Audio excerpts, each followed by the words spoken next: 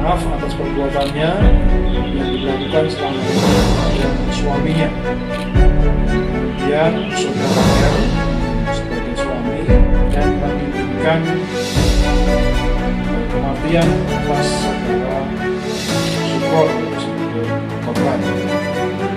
Selanjutnya, pelaku saudari R dan pelaku saudara R merencanakan untuk melakukan pembunuhan terhadap korban saudara Sukor dengan cara membeli satu butir handphone dengan maksud untuk mengambil korban dengan jabatan observasi periksa untuk mencari keberadaan para pelaku yang sempat kabur ke beberapa titik. Akhirnya pelaku yang disebutkan oleh saksi ciri-ciri sudah disebutkan berhasil diamankan saudara R pada Selasa tanggal 7 Oktober 2024 sekitar pukul 03.30 di dalam rumah yang bernama Desa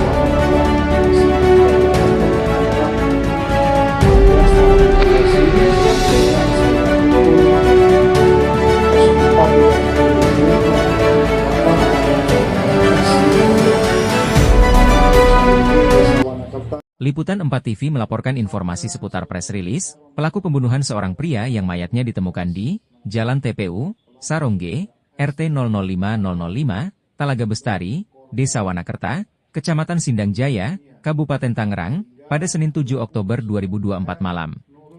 Berhasil ditangkap Satuan Reserse Kriminal, atau disingkat Satreskrim Polresta Tangerang, Polda Banten. Pelaku merupakan pasangan suami istri berinisial SF, 34 tahun dan RY, 33 tahun, warga Kampung Sarongge, RT 004, RW 006, Desa Wanakerta, Kecamatan Sindang Jaya, Kabupaten Tangerang. Keduanya diduga melakukan pembunuhan berencana, sebagaimana dimaksud dalam pasal 338 KUHP, dan atau 340 KUHP, terhadap korban berinisial S, 42 tahun, warga Kampung Cibadak, RT 18, RW 07, Desa Bojong, Kecamatan Cikupa, Kabupaten Tangerang. Kapolresta Tangerang, Kombes Pol Baktiar Joko Mujiono, mengatakan, antara pelaku RY dan korban saling kenal saat mereka bekerja di PT Tuntek. Keduanya menjalin hubungan asmara, meski mereka sudah berkeluarga, dan pernah melakukan hubungan badan layaknya suami istri. Kemudian pada tahun 2024, korban mendatangi rumah pelaku RY, yang pada saat itu suaminya tidak ada di rumah. Namun hubungan terlarang ini akhirnya diketahui oleh suaminya, yaitu tersangka SF, hingga terjadilah cekcok mulut dengan membanting handphone RY, terang Kapolresta Tangerang. Rabu, 9 Oktober 2024. Atas kejadian tersebut pelaku RY pun meminta maaf, karena telah berselingkuh dengan korban, namun suaminya mengatakan, "AA sakit hati Neng, dia udah ngelecehin Neng, dan sudah menginjak-injak harga diri AA, jadi AA belum tenang kalau dia belum mati." Kemudian dijawab oleh istri, "Iya AA." Selanjutnya, pasangan suami istri itu pun merencanakan untuk membunuh korban, dengan cara membeli satu unit handphone, merek Nokia, berikut SIM card baru, yang digunakan untuk mengajak korban bertemu, dan akan dibuang setelah aksinya selesai. Kemudian pelaku RY menghubungi korban untuk bertemu di TKP, dan kedua pelaku merekayasa seolah-olah tidak mengenali karena korban tidak mengenali wajah pelaku SF. Pelaku RY dan korban akhirnya bertemu dan mengobrol. Pelaku juga menanyakan sebuah video, namun dijawab korban dengan kata-kata kasar, "Belum saatnya, jangan sok suci dasar jablay." Pelaku RY yang marah, kemudian mendorong korban yang sedang berada di sepeda motornya hingga terjatuh. Pelaku juga langsung mengeluarkan sebilah pisau, dan akan ditusukkan ke bagian perut korban, namun hanya melukai tangannya. Kemudian suaminya langsung datang, dan mengambil pisau yang dipegang istrinya, dan langsung menusuk korban di bagian dada dan perut, hingga korban berlumurkan darah. Usai menusuk korban, kedua pelaku langsung kabur, dan membuang handphonenya ke sebuah danau untuk menghilangkan jejak. Sementara, pihak kepolisian Pasar Kemis, yang mendengar adanya kejadian tersebut langsung mendatangi TKP, dan mendapati korban sudah dalam keadaan meninggal dunia. Korban mengalami luka tusuk pada bagian dada dan perut. Selanjutnya korban dibawa ke RSUD Balaraja, guna dilakukan visum luar dalam atau otopsi. Mengetahui informasi tersebut, tim gabungan Satreskrim, Polresta Tangerang, dan Unit Reskrim, Polsek Pasar Kemis, yang dipimpin oleh Kompol Arif Nazarudin Yusuf, dan AKP Syamsul Bahri, beserta anggota langsung mencari pelaku. Yang akhirnya pelaku berdasarkan ciri-ciri yang disebutkan oleh saksi berhasil diamankan, berikut barang buktinya, sudah dibawa ke Polsek Pasar Kemis, guna pengusutan lebih lanjut. Untuk lebih jelasnya mari kita simak beritanya.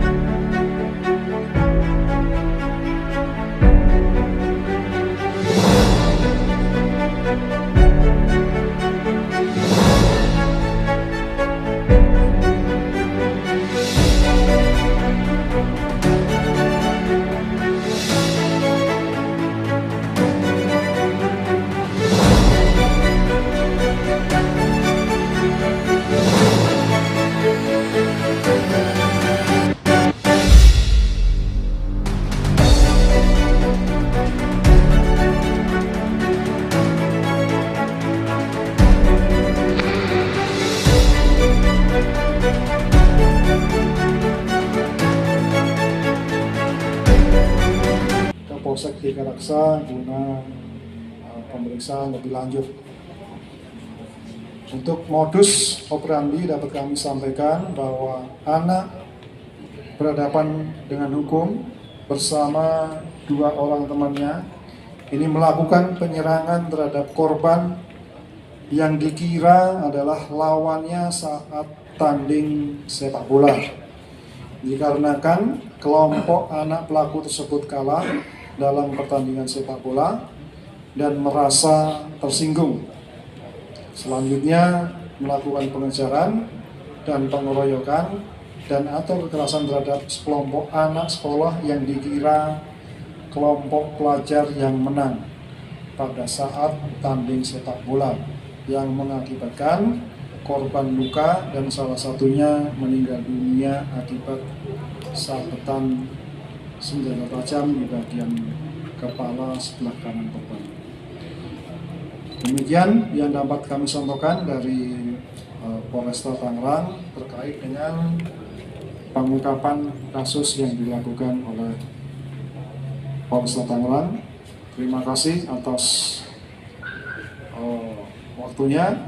Saya akhiri. Wassalamualaikum warahmatullahi wabarakatuh. Tadi disebutkan tentang judi Pak, saya ingin bertanya, tadi disinggung soal tersangka R minta rekaman video kepada korban S. Apa isi rekaman? Apakah hubungan keluarga? Terus kedua, soal dipergoki datang ke rumah itu di kamar atau di ruang tamu? Mungkin itu aja. Silakan langsung ke lokasi. Terima kasih, Komandan.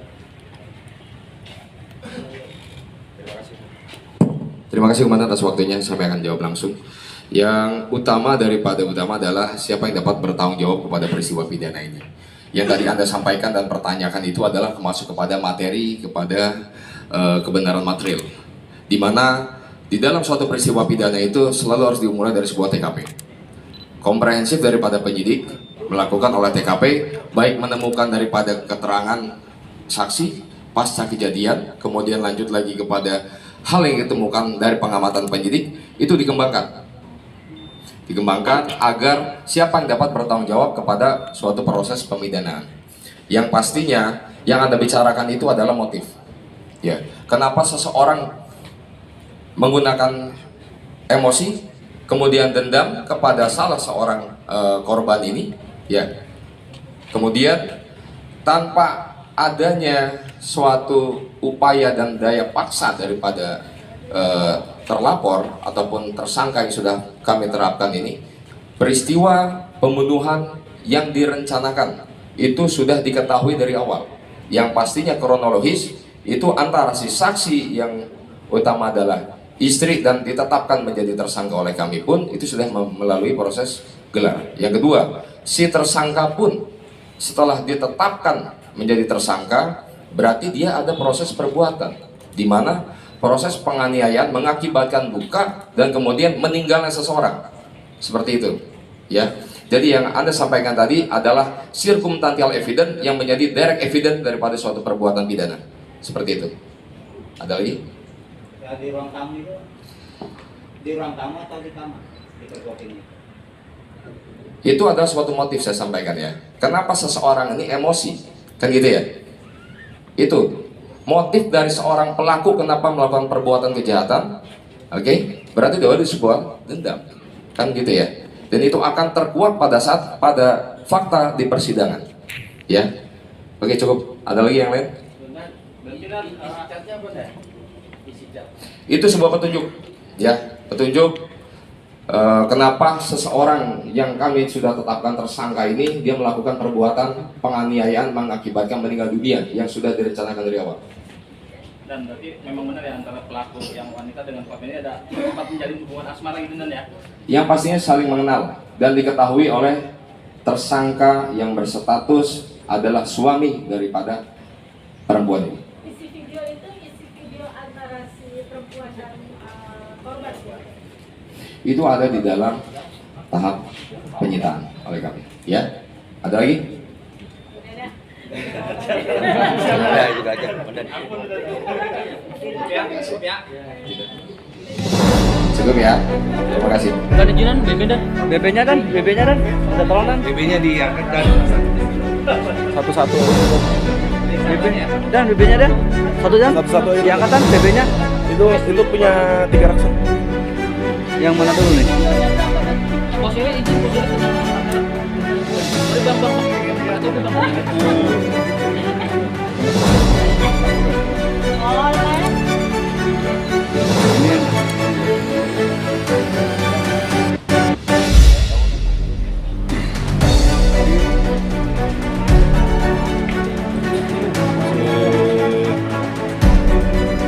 Demikian Liputan 4 TV melaporkan berita terbaru, akurat, aktual, tajam dan terpercaya, karena Liputan 4 TV berani mengungkapkan fakta yang sesungguhnya. Penulis dan reporter, Adian S. Kameramen dan editor, Adian Bay.